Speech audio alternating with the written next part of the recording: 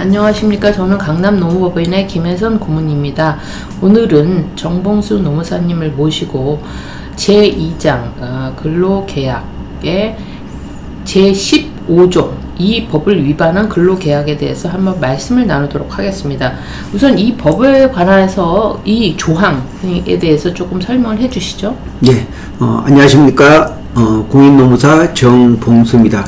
예, 근로기준법 15조의 근로기준법을 위반한 근로계약은 그 부분의 하나의 무효가 되고, 그리고 그 무효가 된 부분은 근로기준법에 따른다는 규정이 있습니다. 이 내용은 바로 근로기준법이 최저기준이라는 그런 것을 얘기하는 거고, 또 하나는 그 가행규정이라서 이 법 위반을 위반해가지고 무효가 된 경우는 바로 근로기준법에 따른다, 이런 가행규정을 의미하고 있습니다. 그러면 실무에서는 어떻게 쓰이는지 하면은 바로 이제 예를 들어서 최저임금법도 근로기준법을 모법으로 하고 있습니다. 그래서 이렇게 최저임금보다 좀 낮게 주는 임금은 무효가 된다. 그러면은 지금까지 낮게 준 임금은 최저임금에 맞춰서 줘야 된다. 바로 이렇게 해석할 수가 있습니다.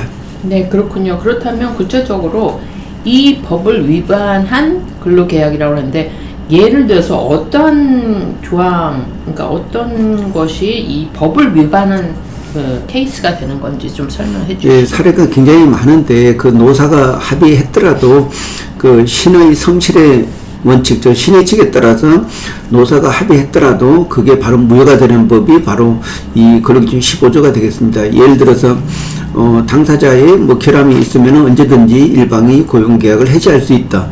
그런데 근로기준법 23조에 보면은 정당한 이유 없이 근로자한테 해고를 할 수 없다, 이런 규정이 있습니다. 그래서 당사가 합의가 했더라도 그 부분은 무효가 됩니다. 또 특히 퇴직금 부분도 연봉제를 실시하기 때문에 퇴직금이 정해져 있다. 퇴직금이 연봉 속에 포함되어 있다. 근데 퇴직금의 보장법에 따르면 퇴직금은 퇴직을 사유로 해서 발생하기 때문에 미리 선지급은 허용할 수가 없습니다.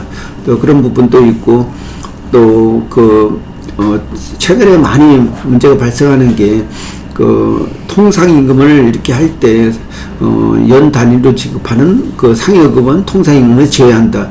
비록 노사가 합의했더라도 이거는 근로기준법을 위반하기 때문에 바로 무효가 됩니다. 사실 말해서 정기적으로 지급하는 거는 바로 통상임금이 되는데, 통상임금을 제외하기로 합의했더라도 그 부분은 무효가 됩니다.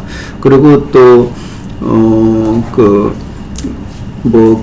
이제 수당, 예를 들어서 고정적 수당,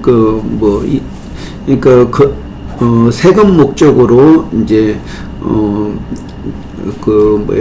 출퇴근 수당이나 아니면 급여 수당을 20만원, 그리고 또 출퇴근 수당 20만원, 교통비 20만원, 이렇게 정할 수 있죠. 정하고, 이거는 그런 목적으로 지급하기 때문에 평균임금은 들어가지만 통상임금은 들어가지 않는다 해가지고 제외되는 경우가 있는데, 근로기준법에서는 정기적으로 일률적으로 또 고정적으로 지급하는 임금은 다 통상임금에 들어간다는 바로 그런 규정이 바로 최저기준인 근로기준법 규정이 되겠습니다.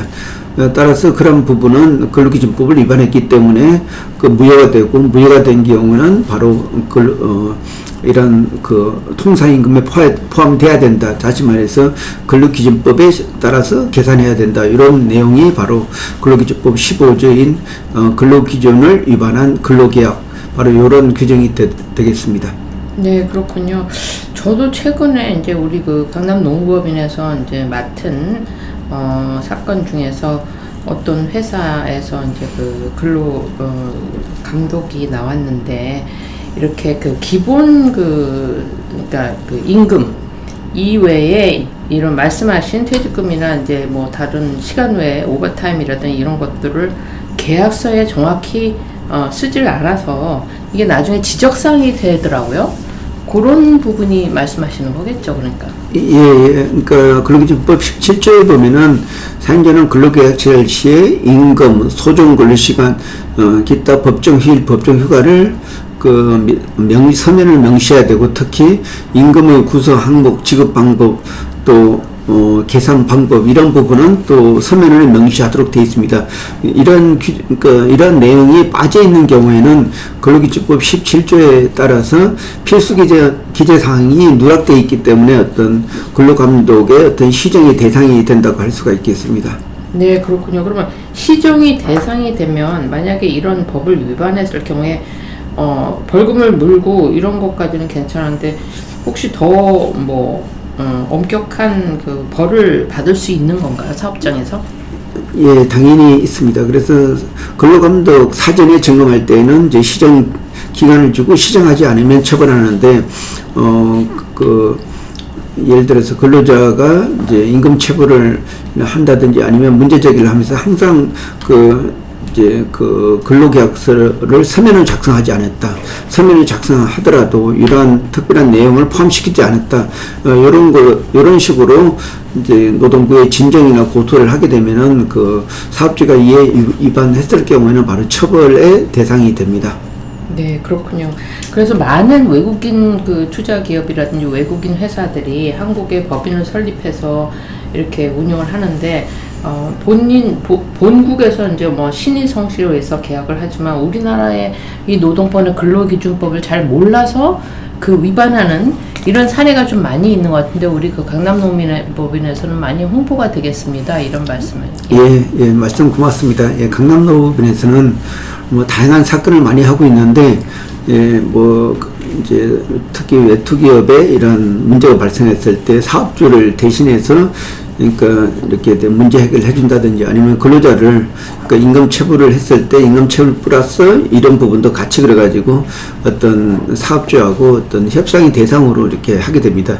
그 사업주 입장에서는 그 지급해야 되는 임금이 좀 다툼이 있을 때 좀 저희가 근로계약 서면 교부 의무를 위반했다든지 아니면